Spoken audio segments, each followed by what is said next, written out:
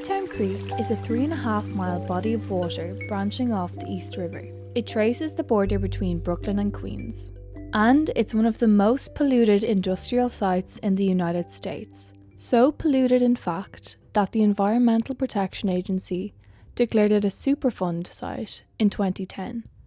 So all the industrial waste that is accumulated at the bottom of the creek is affectionately referred to as black mayonnaise. And that waste has a lot of petrochemical carcinogens.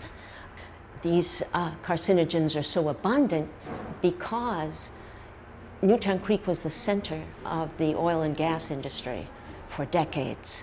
And then we also had a lot of adjacent parcels where there was contamination in the surrounding land. Most notably is the Greenpoint Oil Spill, which is the largest underground oil spill in the history of the country. And it's an underground reservoir of oil that's mixed in with the groundwater.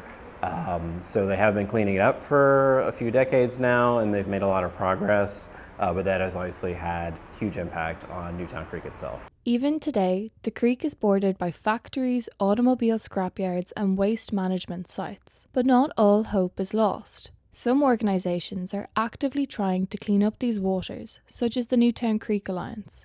Newtown Creek Alliance is a community-based organization. We've been around since 2002. Our primary objective is to clean up Newtown Creek. We work to reveal, restore, revitalize the waterway. Cleanup doesn't just mean getting rid of contaminants and trash.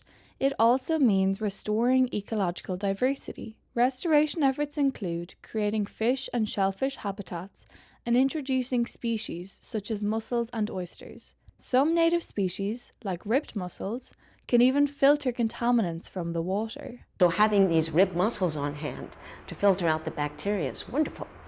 So they clear the water, they remove pathogenic bacteria, and when they begin to settle on each other and form what we call mussel mounds, they are forming living space for invertebrate life that needs a hard surface. And the cavities of mussel mounds are great hiding places for developing fish, crab, crustaceans.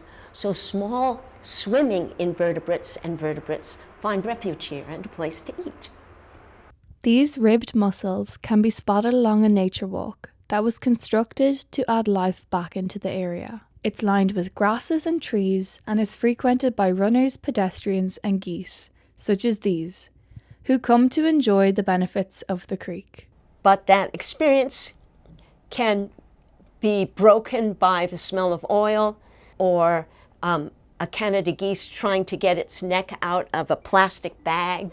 There's this experience of joy and grief as you're out on the water. But it is a motivation to continue this effort of restoring, healing the waterway. But it's not just mussels that help to restore the water. Kelp can help by soaking up contaminants like heavy metals while providing habitats to other marine life. Still, animals in the creek are being affected by cancer-causing pollutants, such as PAHs found in gasoline and PCBs found in electrical equipment.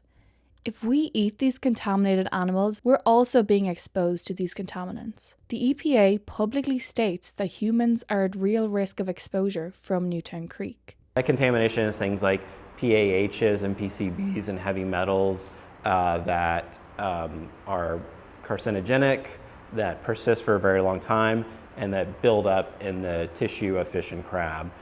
So if you're out eating, say a blue crab in the creek on a regular basis, you're exposing yourself to those toxins. The water quality in the creek is better than it's been in over 100 years. We also have combined sewer overflow, which is a big issue, both here on Newtown Creek as well as around New York Harbor.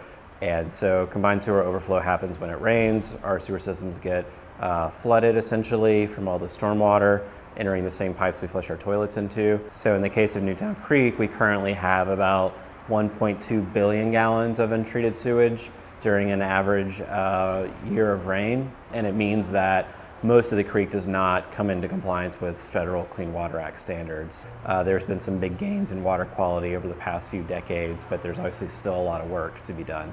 It's important for the responsible parties to clean up Newtown Creek, the ones who cause the contamination. So those are groups like ExxonMobil or National Grid, whose former predecessor of companies created all the contaminations here.